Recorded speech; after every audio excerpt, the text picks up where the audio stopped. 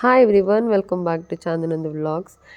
ನಿನ್ನೆ ಶಿವರಾತ್ರಿ ಇದ್ದಿದ್ದರಿಂದ ನಾನು ನಮ್ಮ ಮನೆಯಲ್ಲಿರುವಂತಹ ಗಿಡದಲ್ಲೇ ಹೂನ ಕಟ್ಟೋಣ ಅಂತ ಹೇಳಿ ಮಲ್ಲಿಗೆ ಹೂನ ಬಿಡಿಸ್ಕೊಂಡಿದ್ದೆ. ಒಂದು ಬೌಲಷ್ಟು ನಾನು ಹೂನ ತೊಗೊಂಡಿದ್ದೀನಿ. ಹೇಗೆ ಕಟ್ಟೋದು ಅಂತ ನೋಡಿ. Hi everyone, welcome back to ಚಾಂದನಂದು ವ್ಲಾಗ್ಸ್. ನೋಡಿದ್ರಿ, ನಾನು ಹೂನ ಕಿತ್ಕೊಂಡು ಬಂದಿದ್ದು. ಈಗ ನಮಗೆಲ್ಲ ಹೂನ ಕಟ್ಟೋದು ಒಂದು ದೊಡ್ಡ ಟಾಸ್ಕ್ ಅಲ್ವಾ.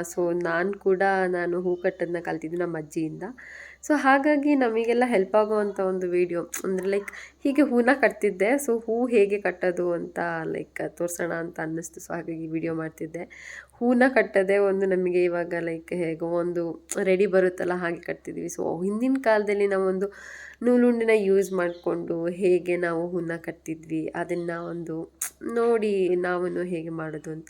ನಾವು ಹೂ ಮಲ್ಲಿಗೆ ಹೂನ ಹೇಗೆ ಮನೆಯಲ್ಲೇ ಕಟ್ಟೋದು ಅಂತ ನಾವು ಈ ವಿಡಿಯೋ ಮುಖಾಂತರ ತಿಳ್ಕೊಳ್ಳೋಣ ಬನ್ನಿ. ನಾನು ಕೂಡ ನಮ್ಮ ಅಜ್ಜಿಯಿಂದನೇ ಕಲ್ತಿದ್ದು. ನನಗೆ ಸ್ಟಾರ್ಟಿಂಗ್ ಸ್ವಲ್ಪ ಕಷ್ಟ ಆಯಿತು, ಬಿಕಾಸ್ ಅದನ್ನು ಹೇಗೆ ಹಾಕೋದು, ಹೇಗೆ ಇದು ಮಾಡೋದು ಅಂತೆಲ್ಲ ನನಗೆ ಅಷ್ಟು ಗೊತ್ತಿರಲಿಲ್ಲ. ಈಗ ನನಗೆ ಗೊತ್ತಿದೆ, ನನಗೆ ಹೇಗೆ ಅಂದರೆ ತುಂಬ ವರ್ಷ ಆಯಿತು ನಾನು ಕಲಿತು.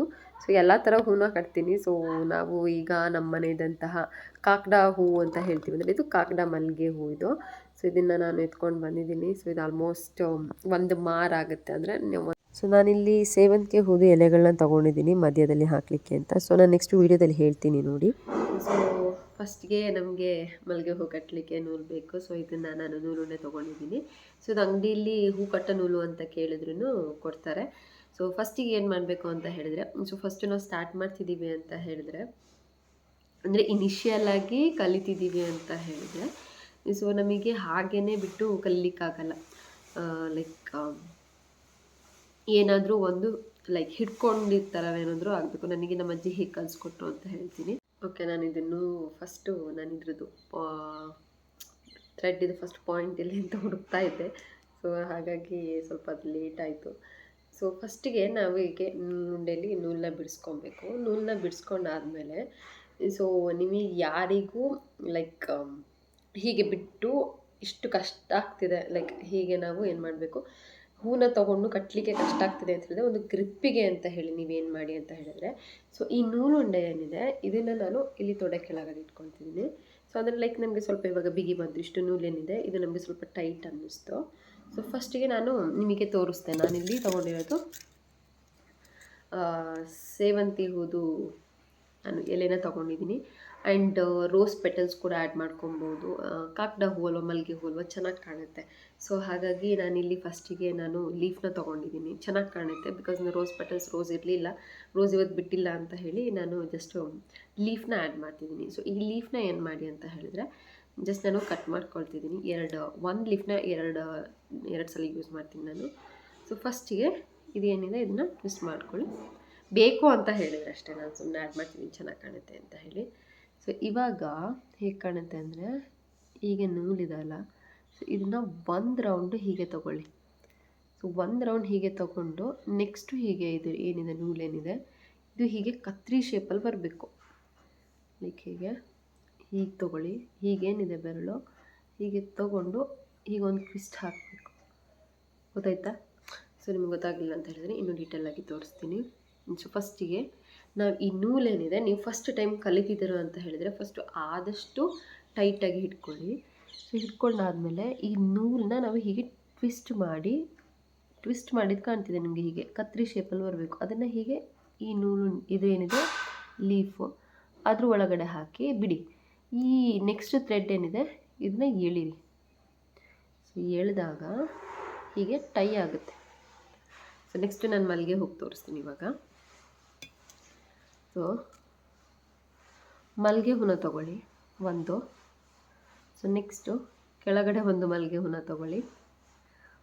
ತೊಗೊಂಡು ಫಸ್ಟಿಗೆ ಒಂದು ರೌಂಡನ್ನ ಹಾಕೋತಾ ಇದ್ದೀನಿ. ಒಂದು ರೌಂಡ್ ಹಾಕ್ಕೊಂಡಾಯಿತು. ಒಂದು ರೌಂಡ್ ಹಾಕ್ಕೊಂಡಾದ್ಮೇಲೆ ನೆಕ್ಸ್ಟ್ ಎಗೈನ್ ಹೀಗೆ ಇದೇನಿದೆ ನೂಲು ಈ 3 ಬೆರಳು ತೊಗೊಂಡು ಹೀಗೆ ಕತ್ರಿ ಶೇಪಲ್ಲಿ ಬರಬೇಕು. ಅದಾದಮೇಲೆ ಅದನ್ನು ನಾವು ತೆಗೆದು ಈ ಹೂ ಒಳಗಡೆ ಹಾಕಬೇಕು. ಮಲ್ಲಿಗೆ ಹೂ ಒಳಗಡೆ ಹೀಗೆ ಹಾಕಿ ಅದನ್ನ ಬಿಡಿ. ನೆಕ್ಸ್ಟ್ ಈ ಥ್ರೆಡ್ನ ಎಳೀರಿ.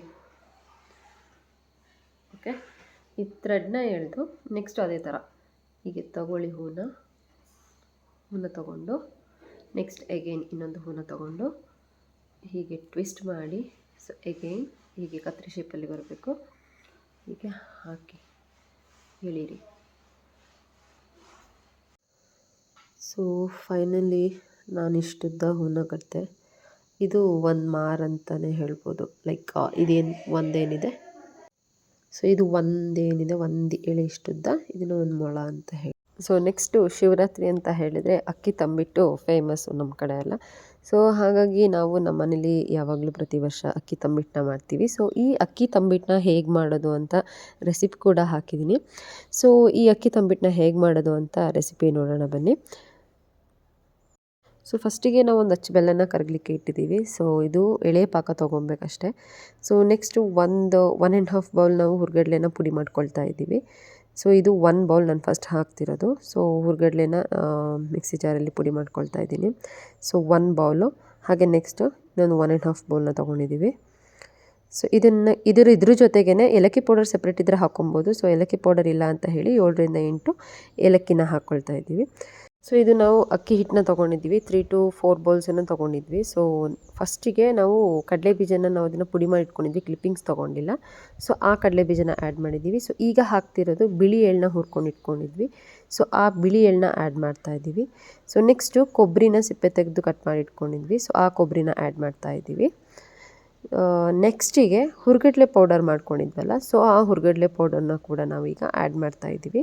ಸೊ ನಿಮಗೆ ಬೇಕು ಅಂತ ಹೇಳಿದ್ರೆ ನಾವು ನೆಕ್ಸ್ಟು ವಾಪಸ್ ಒಂದು ಅರ್ಧ ಬೌಲಷ್ಟು ಹುರ್ಗಡ್ಲೆನ ಹಾಕ್ತಾಯಿದ್ದೀವಿ, ಮೇಲೆ ಕಾಣಿಸ್ಲಿ ತಂಬಿಟ್ಟಲ್ಲಿ ಅಂತ. ಸೊ ನೆಕ್ಸ್ಟ್ ನಾವೇನು ಪಾಕ ತೆಗೆದಿದ್ದೀವಿ ಅದನ್ನು ಸ್ವಲ್ಪನೇ ಹಾಕ್ಕೊಂಡು ಅದನ್ನು ಮಿಕ್ಸ್ ಮಾಡ್ತಾ ಬನ್ನಿ ನೀಟಾಗಿ. ಸೊ ಮಿಕ್ಸ್ ಮಾಡಿ ಅದನ್ನು ನೆಕ್ಸ್ಟು ನೀಟಾಗಿ ಕಲಸಿ ಒಂದೊಂದು ಉಂಡೆನ ಮಾಡ್ತಾ ಇಡಿ ಅಷ್ಟೆ. ಸೊ ಇವಾಗ ನಾವು ಅದನ್ನು ನೀಟಾಗಿ ಕಲಸಿ ಒಂದೊಂದಾಗಿ ಉಂಡೆನ ಮಾಡಿಟ್ವಿ. ನಾವು ಮಾಡಿದಷ್ಟು ಒಂದು 7ರಿಂದ 8 ತಂಬಿಟ್ಟಾಯಿತು. ಸೊ ಇದನ್ನು ನಾವು ಅಕ್ಕಿ ತಂಬಿಟ್ಟು ದೇವರಿಗೆ ಇಡಲಿಕ್ಕೆ ಅಂತ ಮಾಡಿದ್ವಿ. ಹಾಗೆ ಶಿವರಾತ್ರಿ ದಿನ ಉಪ್ಪಿಟ್ಟು ಹಾಗೆ ಕಡಲೆಕಾಳು ಬುಗ್ರಿನ ಮಾಡಿರ್ತೀವಿ. ಸೊ ನಾವಿಷ್ಟು ಶಿವರಾತ್ರಿ ಹಬ್ಬಕ್ಕೆ ನೈವೇದ್ಯಕ್ಕೆ ಅಂತ ಮಾಡೋದು. ಸೊ ಪಾನಕ ಕೂಡ ಮಾಡಬೇಕಿತ್ತು, ಸೊ ಪಾನಕ ಮಾಡಿಲ್ಲ, ಬೆಳಗ್ಗೆ ಮಾಡ್ಕೊಂಡ್ವಿ. ಸೊ ಇಷ್ಟು ನಾವು ಮಾಡಿದಂತಹ ಶಿವರಾತ್ರಿ ಹಬ್ಬ. ನಮ್ಮನೆ ಶಿವರಾತ್ರಿ ಹಬ್ಬ ಹೀಗಿತ್ತು. ಸೊ ನಿಮ್ಮನೆದು ಶಿವರಾತ್ರಿ ಹಬ್ಬ ಹೇಗೆ ಮಾಡಿದ್ರಿ ಅಂತ ಕಮೆಂಟ್ ಮೂಲಕ ತಿಳಿಸಿ ಅಂತ ಹೇಳ. Thank you so much every one.